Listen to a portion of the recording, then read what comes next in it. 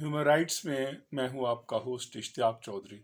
ناظرین، ہم نے آئین پاکستان کے مختلف آرٹیکلز پر بات چیت کا سلسلہ شروع کیا ہوا ہے اور اس کی انٹرپریٹیشن آپ کے سامنے رکھتے ہیں، اور ہم نے لاسٹ ٹائم آرٹیکل 9 پہ بات کی تھی۔ اب آرٹیکل 9 سے ہم تھوڑا سا آگے جا کر آرٹیکل 25 پر آج بات کریں گے۔ باقی آرٹیکلز کو بھی ون بائی ون لیں گے، لیکن آرٹیکل 25 جو ہے وہ موجودہ جو سینیریو ہے اس لحاظ سے اس وقت بہت زیادہ شد و مد کے ساتھ ہمیں ہمارے ناظرین نے کہا اور میسیجز کیے کہ آپ آرٹیکل 25 پہ بات کریں، تو لہٰذا آج کی جو گفتگو ہے وہ مختصراً آرٹیکل 25 کے بارے میں ہے۔ آرٹیکل 25 آف دا کانسٹیٹیوشن وہ ہے کیا؟ ایک نظر اس کو پڑھتے ہیں، پھر اس پر بات کرتے ہیں۔ Article 25 I read: Equality of citizens. All citizens are equal before law and are entitled to equal protection of law. Clause 2. There shall be no discrimination on the basis of sex alone. Nothing in this article shall prevent the state from making any special provision for the protection of women and children. مطلب یہ ہوا کہ تمام جو شہری ہیں وہ برابر ہیں قانون کی نظر میں، اور کسی کو بھی کسی دوسرے پر فوقیت نہیں ہے، اور میل فیمیل کی بنیاد کے اوپر، خاتون یا بچے کی بنیاد کے اوپر کوئی بھی ڈسکریمنیشن جو ہے وہ نہیں کی جائے گی۔ سب کو ایک جیسا ٹریٹ کیا جائے گا، سب ایک جیسے ہیں، کوئی چھوٹا نہیں ہے، کوئی بڑا نہیں ہے، کوئی طاقتور نہیں ہے، کوئی کمزور نہیں ہے۔ قانون کے سامنے جب ہیں تو خواہ وہ کوئی طاقتور ہے خواہ وہ کمزور ہے، دونوں کو ایکول پروٹیکشن ہے، اور قانون دونوں کو ایکول ٹریٹ کرے گا، برابر ٹریٹ کرے گا۔ دونوں میں کسی بھی طرح سے ایسے نہیں ہو سکتا کہ ایک طاقتور ہے اور اس کو کسی اور انداز میں ٹریٹ کیا جائے، اور کمزور ہے تو اس کو کسی اور انداز میں ٹریٹ کیا جائے۔ یہ ہے بنیادی فلسفہ آرٹیکل 25 کا، کہ ریاست اس چیز کو انشور کرتی ہے کہ کسی کو بھی ڈینائی نہیں کی جائے گی ایکول پروٹیکشن آف لا۔ جو میرے لیے ہے وہ آپ کے لیے ہے، وہی دوسرے کے لیے ہے، وہی تیسرے کے لیے، ہر ایک کے لیے ہے۔ ہر ایک کے جو لیے تحفظ ہے آئین میں اور قانون میں وہ ایک جیسا ہے، وہ دوسرے سے مختلف نہیں ہے۔ لیکن کیا یہ ایسا ہی ہے حقیقت میں؟ یہ بنیادی سوال ہے جو کہ غور طلب ہے۔ ویسے تو ہمارے ہاں یہ جو لاء کے حوالے سے جو ڈسکریمنیشن ہے، اور یہ جو جوڈیشل ڈسکریمنیشن ہمیں ملتی ہے جس کا ہمیں سامنا کرنا پڑتا ہے، شاید یہ اس وجہ سے بھی ہے، اس پر ہم بات کرتے ہیں۔ لیکن اس کے ساتھ ساتھ ایک دو چیزوں کا ذکر کرنا اور بھی ضروری ہے۔ وہ یہ ہے کہ ہمارا جو جس ماحول میں ہم رہتے ہیں، اگر ہم دیکھیں سوسائٹی جو سماج ہے، ہمارے سماج کی جو بنت ہے، اس میں بھی آپ کو ڈسکریمنیشن نظر آئے گی، اس میں بھی آپ کو برابری نہیں نظر آئے گی۔ سوسائٹل ڈسکریمنیشن ہے۔ سوسائٹل ڈسکریمنیشن کیا ہے کہ کچھ کے لیے بہت اچھے اسکول ہیں، کچھ کے لیے اچھے اسکول نہیں ہیں، اور کچھ کے لیے اسکول ہی نہیں ہے۔ 2 کروڑ بچے جو ہے وہ اسکول سے باہر ہیں۔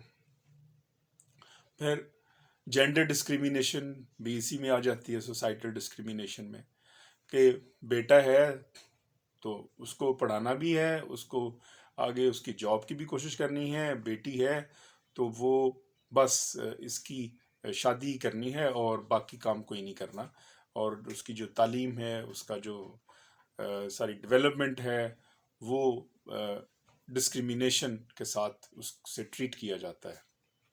پھر اسی طرح جو ہے وہ ڈسیبلٹی ہے، اگر پیپل ود دا ڈسیبلٹیز ہیں، کوئی نابینا ہے، کوئی اسپیشل معذوری ہے، کوئی کسی قسم کی بھی معذوری ہے، وہ ان کے ساتھ رویہ اور ہے، اور جو جن کو اللہ نے ہاتھ پاؤں دیے ہیں، ساری زندگی سلامت ہیں، آنکھیں سلامت ہیں، ان کے ساتھ رویہ اور ہے۔ حالانکہ ہونا تو یہ چاہیے تھا کہ جن کی آنکھیں نہیں ہیں وہ ان کے ساتھ اور ہمدردی کا رویہ ہونا چاہیے تھا۔ میرے پاس بیسیوں کیسز ایسے ہیں بطور ہیومن رائٹس لائر، جو میرے پاس آئے لوگ جن کی کام کے دوران، ملازمت کے دوران آنکھیں چلی گئیں، اور ان کو جو ڈسیبلٹی کمپنسیشن ہے ملنی چاہیے تھی وہ نہیں دی، اور ہم نے عدالتوں میں کیس کر کے ان کو جس طرح انصاف لے کے دیا اور ڈسیبلٹی کمپنسیشن لے کے دی تو جائے کہ وہ خود ہی اس کو ڈیلیور کرتے۔ تو ہمارے ہاں جو ایڈوانٹیجس پوزیشن پہ ہے آدمی، اس کے ساتھ ٹریٹمنٹ مختلف ہے، اور جو جرنل سوسائٹی کی بات کر رہا ہوں، اور جو ڈس ایڈوانٹیجس پوزیشن پہ ہے، اگر طاقتور ہے تو اس کے ساتھ ٹریٹمنٹ مختلف ہے، اگر کمزور ہے تو اس کے ساتھ ٹریٹمنٹ مختلف ہے۔ تو یہ ہمارے ہاں ایک پھر پولیٹیکل ڈسکریمنیشن کیا ہے کہ ایک خاص کلاس ہے اشرافیہ، بس اگر آپ اشرافیہ میں سے ہیں تو آپ پالیٹکس کر سکتے ہیں، آپ کرپشن کر سکتے ہیں، you are free to do corruption.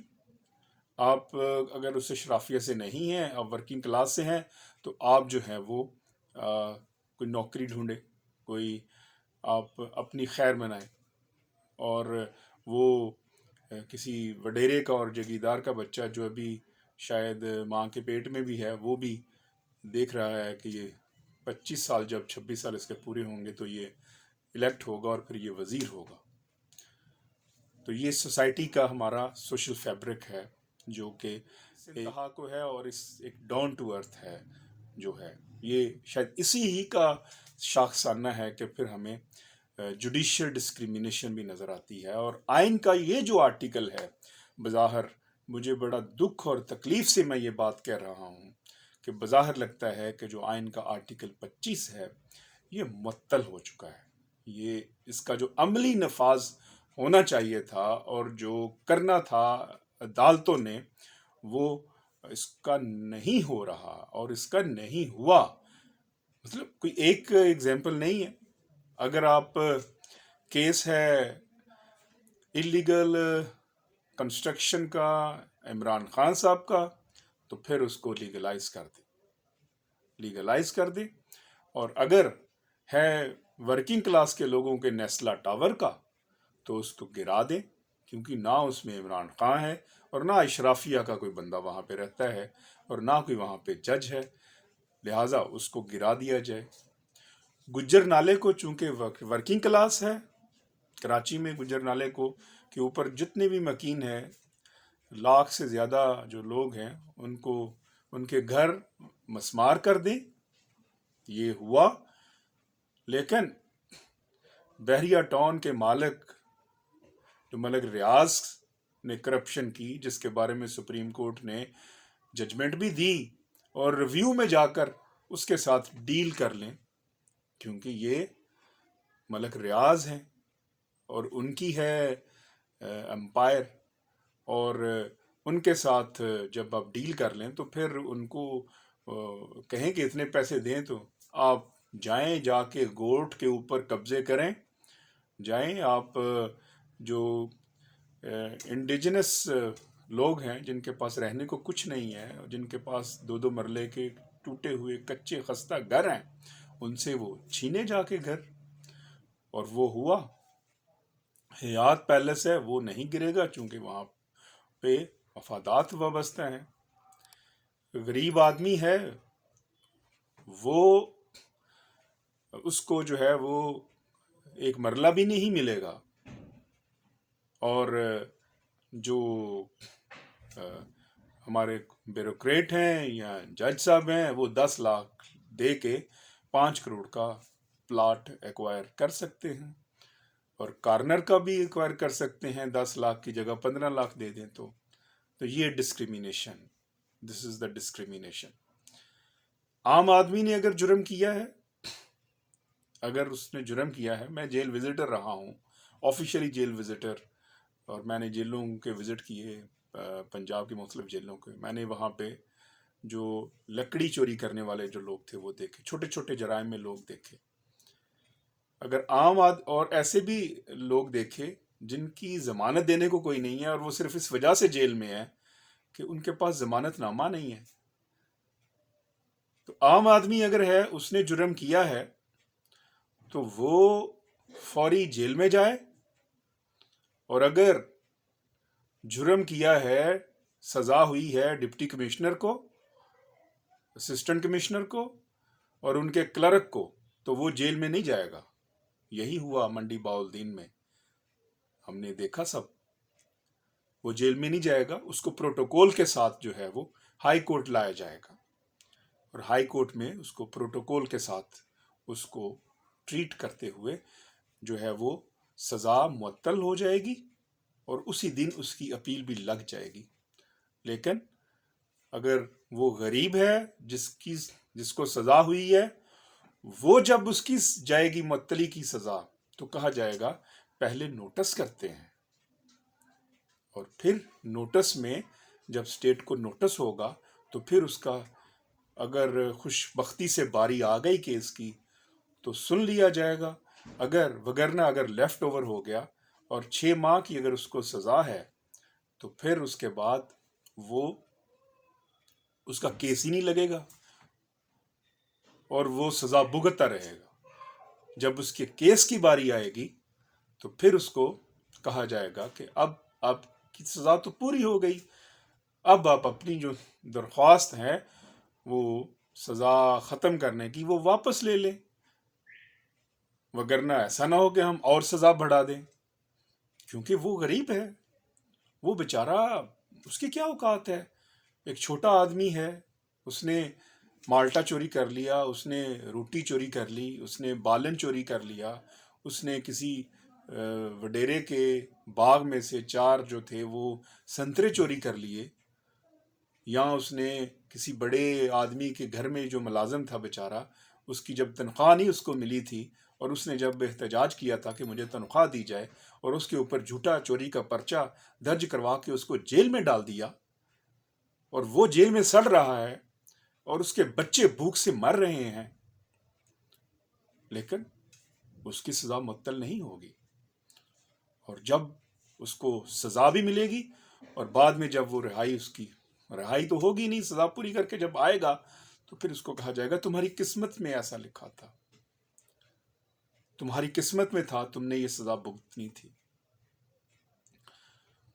عام آدمی ہے اگر، اور اس کو نوکری سے نکال دیا جائے گا، اور اگر وہ عدالت میں جاتا ہے، اگر جائیں لیبر کورٹ سے، جائیں جو ہے وہ NIRC سے، مزدور سپریم کورٹ میں، تو پھر آپ کا فورم وہ نہیں بنتا، آپ کا فورم بنتا ہے ہائی کورٹ. اور اگر ہائی کورٹ سے چلے جائیں تو پھر یہ ویو آ جائے کہ آپ کا فورم ہائی کورٹ نہیں بنتا، چلے ہم ریمانڈ کرتے ہیں، ہائی کورٹ کو کہتے ہیں دیکھتے ہیں کہ آپ کا فورم یہ بنتا ہے کہ نہیں بنتا. اور پھر ججمنٹ میں یہ بھی لکھ دیا جائے یا الہی یہ تیرے سادہ دل بندے کدھر جائیں. بھئی وہ آپ ہی کے پاس آئیں گے اور کہاں جائیں گے؟ اگر بات ہو اپنی سہولیات بڑھانے کی تو بڑھاتے جائیں، پینشن بھی بڑھاتے جائیں، اور ورکنگ کلاس کے کسی کی بات ہو تو پھر بیک کے جنبش، ایک ہی قلم میں 2 سال بعد ایک ججمنٹ کے ذریعے 16,000 کے خاندان کے جو چولہے ہیں وہ بجھا دیں.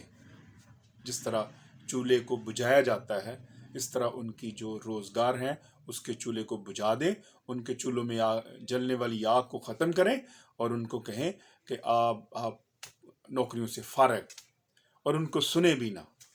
یہی ہوا سیکٹ امپلائیز کیس میں.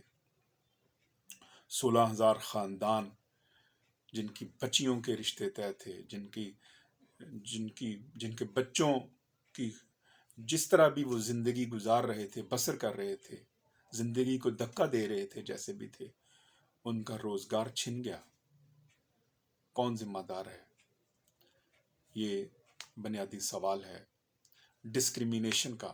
آخر یہ ڈسکریمنیشن کب ختم ہوگی؟ کب ہم سب کو ایک جیسا ٹریٹ کریں گے؟